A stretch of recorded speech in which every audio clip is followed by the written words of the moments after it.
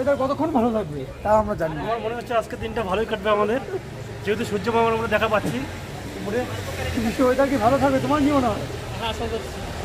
নমস্কার বন্ধুরা, দার্জিলিং ভ্রমণ এপিসোড 2-তে আপনাদের অনেক অনেক স্বাগতম। এই মুহূর্তে আমরা রয়েছি বাতাসিয়া লুপে। এর পরবর্তীতে আমরা আরও বিভিন্ন সাইট সিন করবো, আমরাও ঘুরে দেখবো এবং ঘুরে দেখাবো আপনাদের। তো আপনারা আমার সঙ্গেই থাকুন। তো এটাই হচ্ছে কি বাতাসিয়া লুপ, বাতাসিয়া লুপের ছোট্ট মার্কেট।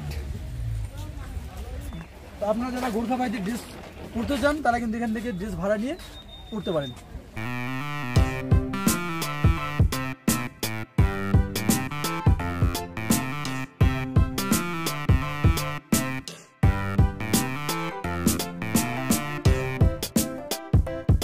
এই মুহূর্তে আমরা রয়েছি বাতাসিয়া লুপে। তো বাতাসিয়া লুপের সৌন্দর্য আমাদের মুগ্ধ করছে।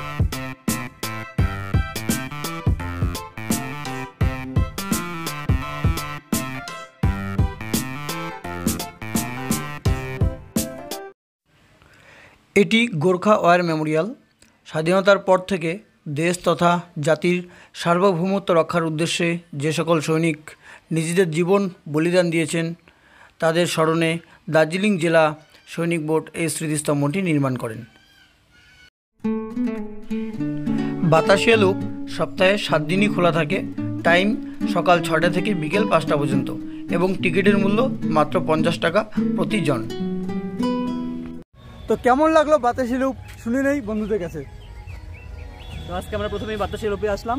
তো বাতাসিয়া লুপ খুবই সুন্দর জায়গা, এখানে খুব সুন্দর ভিউ পয়েন্ট পাওয়া যায় কাঞ্চনজঙ্ঘা দেখার জন্য। তবে আমরা খুব অল্প সময়ের জন্য কাঞ্চনজঙ্ঘা দেখতে পারলাম, আবার মেঘে ঢেকে গেল। তবে যতটুকু দেখেছি খুবই সুন্দর লেগেছে। চিন্ময় বলো কেমন লাগছে? আমাদের সৌভাগ্য ছিল যে আমরা অল্প সময়ের জন্য কাঞ্চনজঙ্ঘা দেখতে পেলাম। অল্প সময়ের জন্য হলেও কাঞ্চনজঙ্ঘা দেখতে পেলাম এবং আজকের ওয়েদারটা বেশ ভালো, খুব সুন্দর, খুব সুন্দর, দারুণ। ঠিক আছে, চলুন এখন আমরা যাচ্ছি আমাদের পরবর্তী সাইট সিনে। এখন আমরা ঢুকছি ঘুম মনেস্ট্রিতে। এটা হচ্ছে ঘুম মনেস্ট্রি। তো একটু ভিতরে ঢোকার চেষ্টা করব।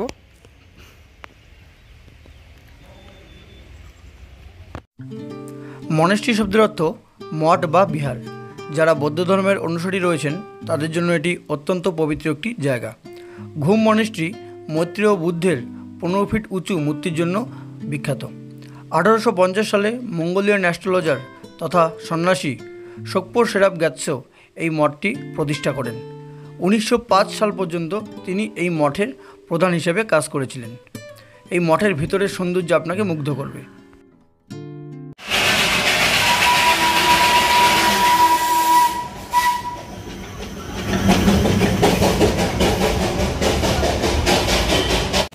বন্ধুরা, ঘুম কিন্তু সবচেয়ে উচ্চতম রেলওয়ে স্টেশন, এটা আমরা সবাই জানি। তো এটাই হচ্ছে গিয়ে সেই আইকনিক ঘুম স্টেশন। তো এখানে দেখতে পাচ্ছেন টয় ট্রেন চলছে, টয় ট্রেনের ইঞ্জিন চলছে। অনেক ট্যুরিস্ট রয়েছে যারা টয় ট্রেনে এনজয় করলেন এবং আমরা আসি ঘুম স্টেশনটার একটা ভাইব নিতে। তো এখানে টিকিটের দাম কত এটা একটু শুনে আসি। এখানে দেখুন টিকিটের দাম দেওয়া রয়েছে, তো আপনারা এখান থেকে দেখে নেবেন।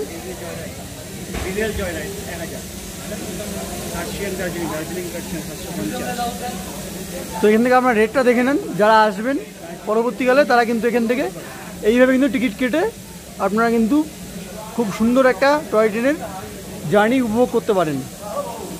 তো আমরা যারা বইয়ে পড়েছিলাম পৃথিবীর সবচেয়ে উচ্চতম রেলওয়ে স্টেশন ঘুম, এটাই হচ্ছে গিয়ে সেই ঘুম রেলওয়ে স্টেশন। এই মুহূর্তে আছি ঘুম মিউজিয়ামে, যেটি হচ্ছে ঘুম রেলওয়ে স্টেশনের খুব পাশেই অবস্থিত। তো ঘুম স্টেশনটি কিন্তু সমুদ্রপৃষ্ঠ থেকে 7407 ফিট উচ্চতায় অবস্থিত। এখানে একদম পরিষ্কার লেখাই রয়েছে highest railway station in India, এবং এটা ইন্ডিয়া শুধু না গোটা ওয়ার্ল্ডের মধ্যে কিন্তু হাইয়েস্ট রেলওয়ে স্টেশন। তো আমার পিছনে কিন্তু সে আইকনিক ঘুম রেলওয়ে স্টেশন। তো ঘুম সম্পর্কে তোমার যা ফিলিংস সেটা যদি একটু শেয়ার করতে। তো আমরা এখন জানি আমরা এখন আছি ঘুমে। তো ঘুম হচ্ছে পৃথিবীর উচ্চতম স্টেশন, এটা সবাই জানি। তো এখানকার হচ্ছে আবহাওয়া এখন আছে খুবই রোমান্টিক আবহাওয়া, এবং ইতিমধ্যে যে স্টিম ইঞ্জিন, একমাত্র স্টিম ইঞ্জিন হয়তো ভারতে এরকম 1-2 স্থানে হয়তো চলে। এই স্টিম ইঞ্জিনটা একদম ব্রিটিশ আমলে এখানেই রয়েছে। তো আপনারা যদি এখানে এসে জয় রাইড করতে চান তো এখানে 1000 টাকা হয়তো জয় রাইড। হ্যাঁ,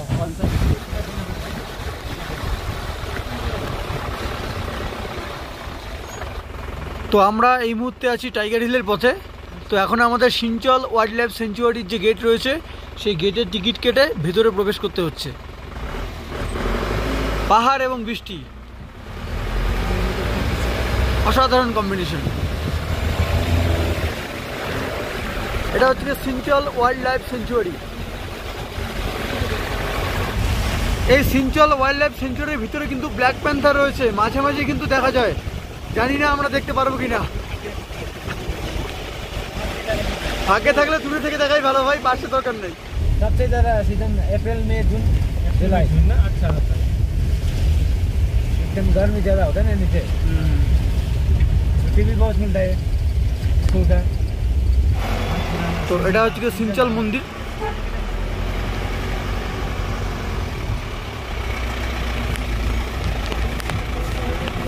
একদম পুরোটাই সিঞ্চল ওয়াইল্ড লাইফ স্যাংচুয়ারির ভিতরেই অবস্থিত।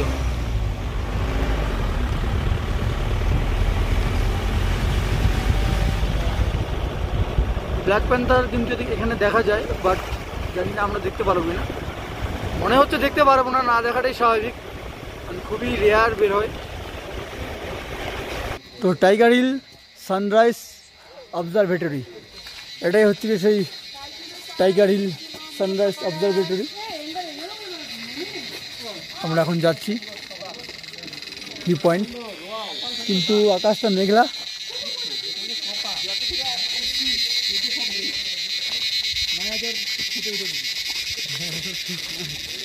তো আকাশ যদি ভালো থাকে এখান থেকে কাঞ্চনজঙ্ঘা একদম ডাইরেক্ট দেখা যায়, কিন্তু একটাই কথা, আকাশ যদি ভালো থাকে, এই মুহূর্তে আকাশটা ভালো নেই।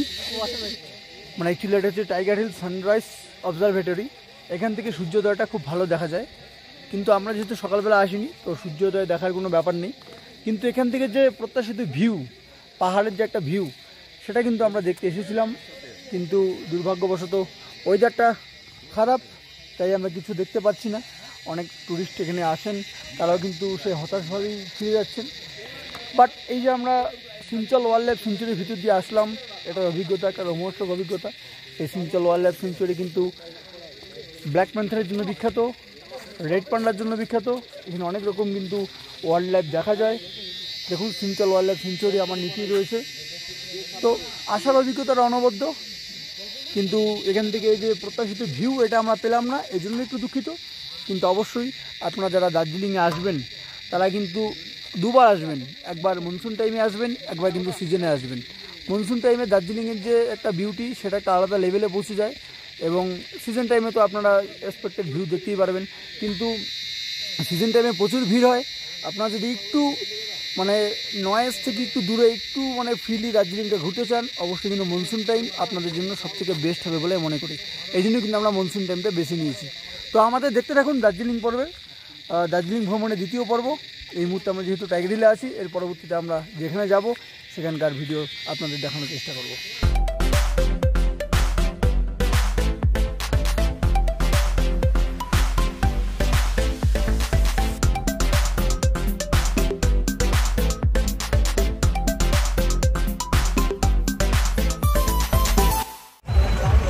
এই জায়গাটা কিন্তু পার্বত্য জেলা দার্জিলিংয়ের মেইন শহর। এখান থেকে কিন্তু বিভিন্ন জায়গার বাস আপনি পেয়ে যাবেন, এবং এই জায়গাটির আশেপাশেই কিন্তু দার্জিলিংয়ের বিভিন্ন অ্যাডমিনিস্ট্রেটিভ অফিসগুলো যেগুলো রয়েছে সেগুলো কিন্তু অবস্থিত।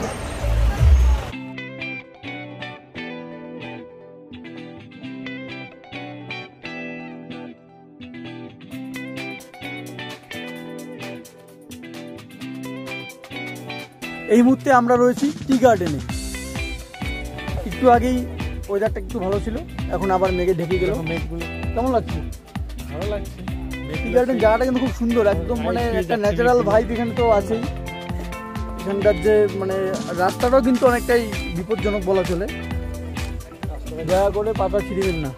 এখানে ড্রেস ভাড়া পাওয়া যাচ্ছে, আপনারা যারা গোর্খা ভাইদের ড্রেস পরতে চান তারা কিন্তু এখান থেকে ড্রেস নিতে পারেন।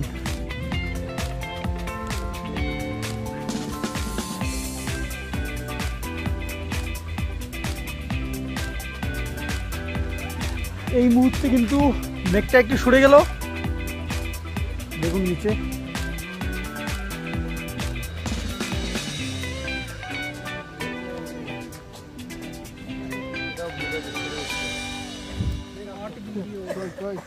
সবাই ফটো এবং ভিডিও করতে ব্যস্ত।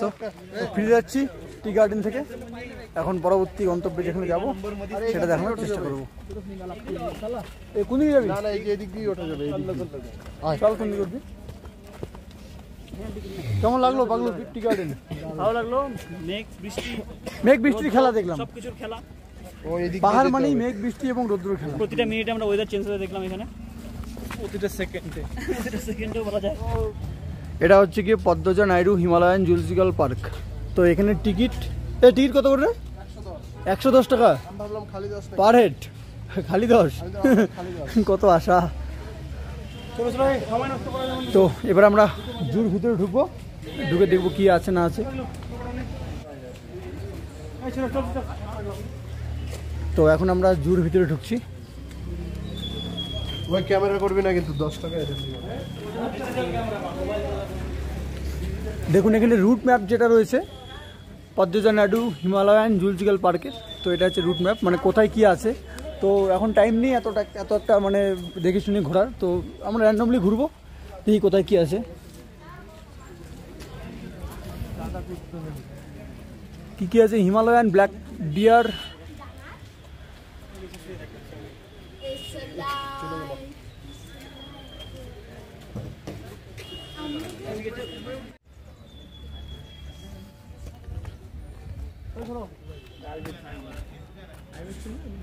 তো এখানে কিন্তু হরিণ রয়েছে।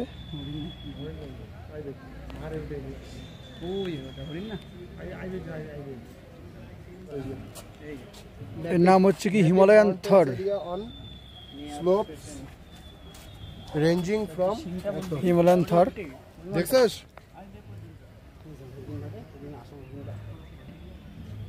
আমাদের দিকে কালারটা অন্যরকম। এখানে ইয়াক চামড়ি গাড়ি না? তো আমরা এখন কেমন লাগছে? কেমন লাগছে? আমরা তো মাত্র ঢুকলাম, অনেক কিছু দেখছি, আরো দেখবো।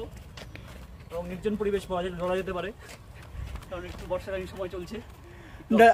আচ্ছা বাবু, আপনাদের মধ্যে কি বর্ষাকালে দার্জিলিং আসা উচিত? একদম উচিত, কারণ এই সময় অফ সিজন থাকে, দর্শকের মানে টুরিস্ট কম থাকে, টুরিস্ট কম থাকে, আর যদি ভাগ্য খারাপ থাকে ভিউ কি দেখা যায় আদৌ বর্ষায়?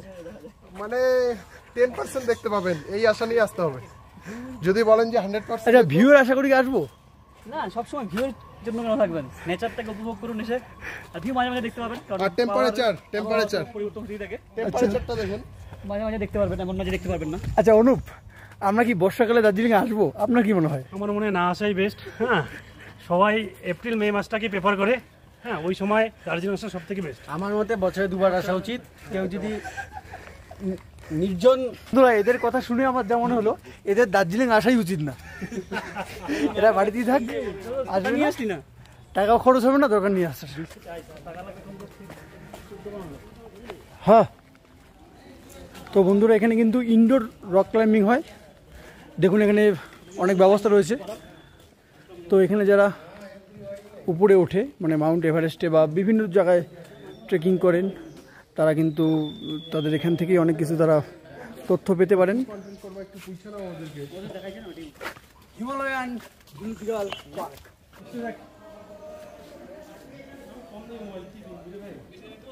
এই জায়গাটা অনেকটা দার্জিলিং মেলার মতো। এখানে কয়েকটি শপ রয়েছে।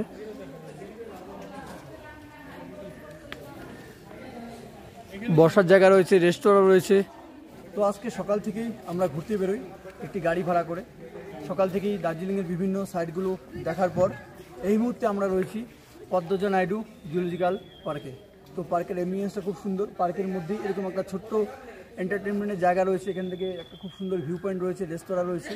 এছাড়াও গোটা যে জুলজিক্যাল পার্কটি রয়েছে এখানে বিভিন্ন রকম পশু রয়েছে, সেগুলো আমরা ঘুরে দেখার চেষ্টা করছি। এবং পরবর্তীকালে যদি আমরা আরও কোথাও যেতে পারি, আজকে যদি সময় থাকে, তাহলে কিন্তু সেটাও আপনাদের ব্লগে দেখানোর চেষ্টা করব। তো আপনারা কিন্তু আমাদের ব্লগে অবশ্যই দেখতেই থাকবেন।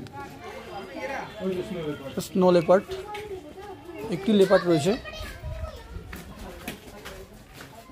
উপরে শুয়ে আছে। দেখেন স্নো লেপার্ড, এটি এখানে একটি এবং আরেকটি শুয়ে আছে। এটাও কিন্তু স্নো লেপার্ড শুয়ে আছে। তো এটা কিন্তু একদম অরিজিনাল লেপার্ড, কোনো মিশ্রণ নাই নাকি? না কোনো মিশ্রণ নেই।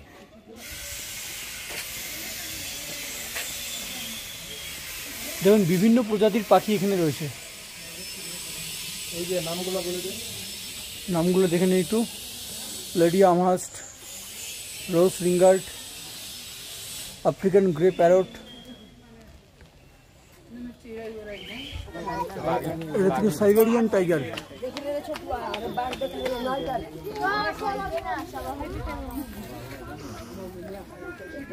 সাইবেরিয়ান টাইগার বন্ধুরা,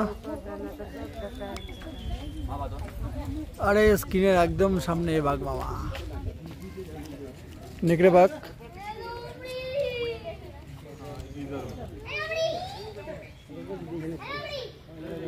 ইচ্ছা করলেই যদি দৌড়ায় ওটার উপর দিয়ে যেতে পারে, কিন্তু দৌড়ায়। ঝাপাই দিবি এখান থেকে, ঝাপালে তোকে ধরে নিয়ে যাবে। এটা হচ্ছে গিয়ে সেই ঐতিহাসিক রেড পান্ডা যা দার্জিলিং এবং কালিম্পংয়ের যে অরণ্য অঞ্চল রয়েছে সেখানে দেখা যায়।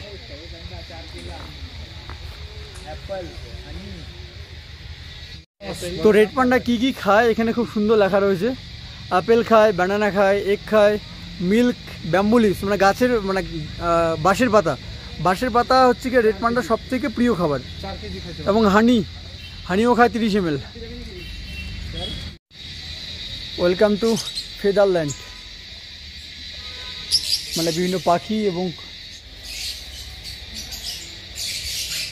কৃত্রিমভাবে এখানে পাখিদের রক্ষণাবেক্ষণ করা হচ্ছে। এবং কী কী প্রজাতির পাখি এখানে রয়েছে নিয়েছি।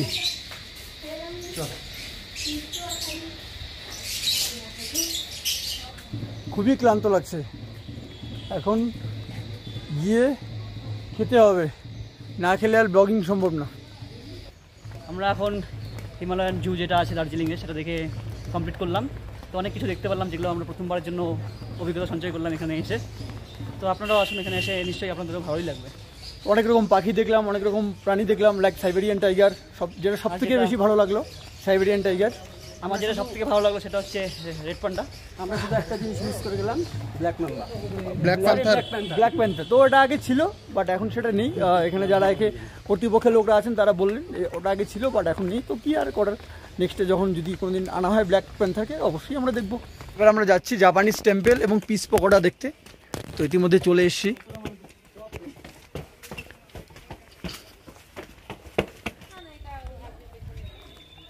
এখন আমরা যাচ্ছি পিস পকোড়া দেখতে। পিস পকোড়া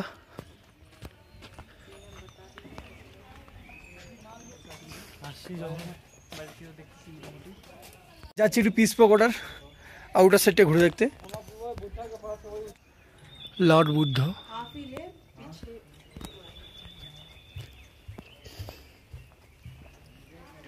এটা হচ্ছে গিয়ে আউটার সাইড।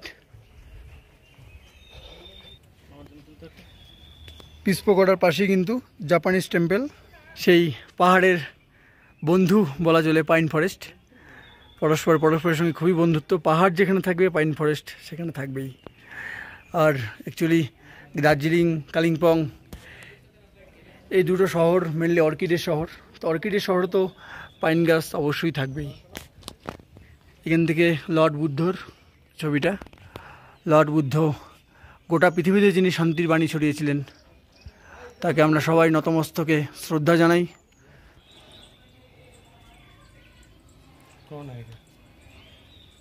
বন্ধুরা, আমরা কিন্তু আমাদের ভ্রমণের প্রায় শেষের দিকে চলে এসেছি। মানে দার্জিলিং ভ্রমণ পার্ট 2 মানে এপিসোড 2 এর প্রায় শেষের দিকে চলে এসেছি। এই মুহূর্তে রয়েছি আমরা পিস পকোড়ার সামনে এবং আমাদের সামনে রয়েছে জাপানিজ টেম্পল।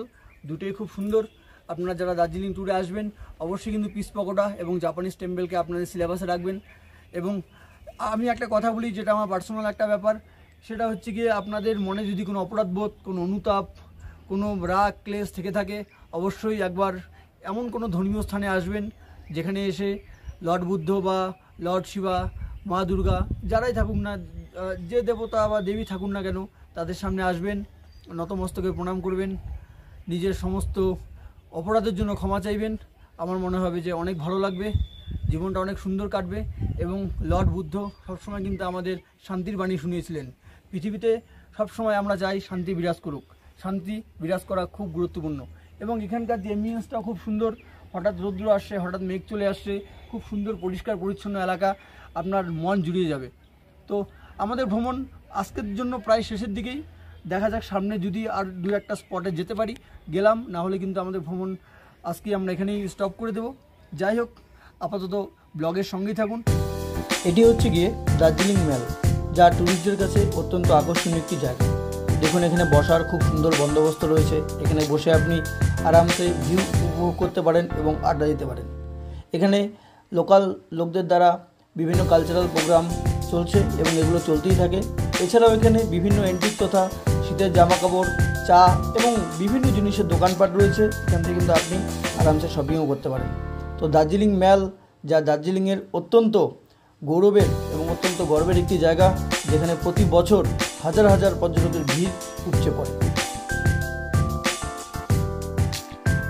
তো বন্ধুরা, আজকের আমাদের দার্জিলিং ভ্রমণ পার্ট 2 প্রায় শেষ, বলতে গেলে শেষ। এখন আমরা আমাদের রুমের দিকে ফিরে যাব। পরবর্তী ভিডিও আসবে পার্ট নাম্বার 3-তে, মানে এপিসোড 3-তে। অবশ্যই সবাই আমার চ্যানেলের সঙ্গে থাকুন, সবাই ভালো থাকবেন, সবাই সুস্থ থাকবেন। দেখা হবে পরের ব্লগে। ধন্যবাদ সবাইকে।